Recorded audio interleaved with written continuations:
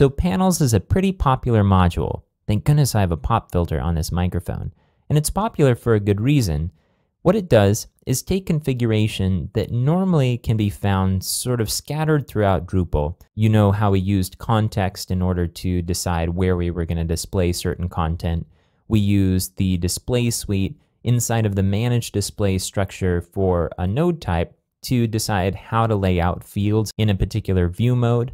Well, all of that stuff gets pulled together with panels.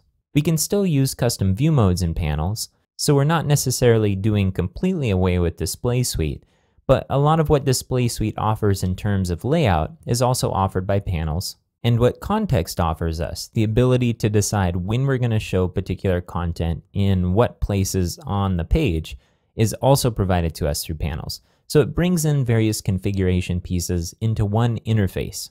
The downside is that because panels does all of this work, it can be a little bit intimidating if you're not used to working with it.